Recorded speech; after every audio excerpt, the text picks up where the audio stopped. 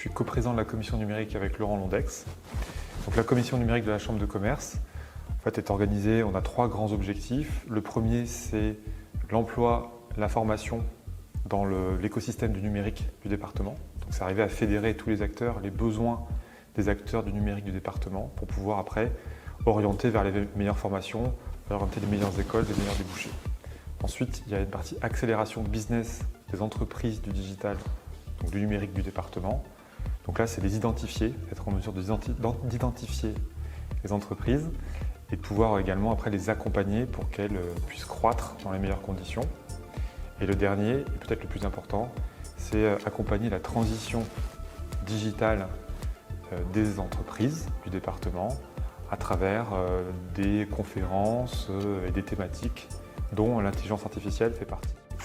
Laurent Londex, délégué régional Orange Provence-Côte d'Azur et coprésident avec Emmanuel Soureau de la commission numérique de la Chambre de commerce et d'industrie de Nice-Côte d'Azur. Dans le cadre de cette commission, nous avons souhaité identifier 3 axes prioritaires, dont un qui me tient particulièrement à cœur, qui est l'accompagnement de la transformation numérique des ressortissants de la CCI, que ce soit les TPE, PME ou les plus grands groupes. Les plus grands groupes qui maîtrisent souvent bien les outils numériques, ce n'est pas le cas effectivement encore de beaucoup de nos membres, de nos ressortissants. Nous avons développé pour cela des formations spécifiques autour de la visibilité sur le web, autour de la protection de son système d'information et de ses données. Et avec la montée en puissance de l'intelligence artificielle, et on a vu depuis un an l'explosion en particulier de ChatGPT, il nous a semblé important de pouvoir expliquer quels sont les bénéfices potentiels pour nos entreprises des Alpes-Maritimes de cet outil, quelles en sont aussi les limites, et de pouvoir illustrer ça très concrètement par des exemples. C'est l'objectif que nous sommes donnés en montant cette conférence dont le titre est l'IA générative au service du développement de votre business. Autrement dit, comment une IA générative peut aider une entreprise, quelle que soit sa taille, à se développer, que ce soit à travers des études de marché, la création d'un logo ou d'autres usages. Voilà, tous les secteurs, que ce soit l'hôtel qui veut attirer plus de touristes, que ce soit effectivement la PME de l'industrie qui a une solution innovante et qui veut connaître le marché le plus pertinent auquel veut s'adresser, ou une start-up du monde de la santé qui veut effectivement trouver un nom qui soit à la fois pertinent par rapport à son secteur et qui ne soit pas forcément utilisé par ailleurs.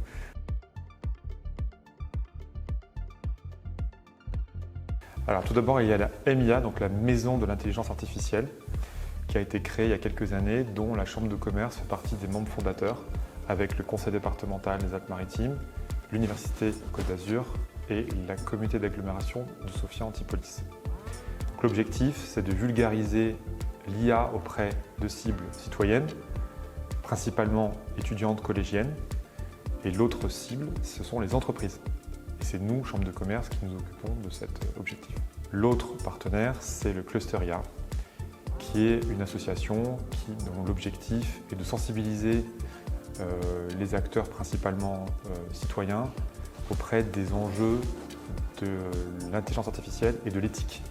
Comment on va aborder les problématiques de l'IA dans le futur pour respecter des enjeux éthiques qui sont fondamentaux sur la liberté d'expression, sur les droits, le juridique, les aspects juridiques, les aspects aussi cyber. Donc c'est vraiment aborder les enjeux de l'IA autour du sujet sensible de l'éthique.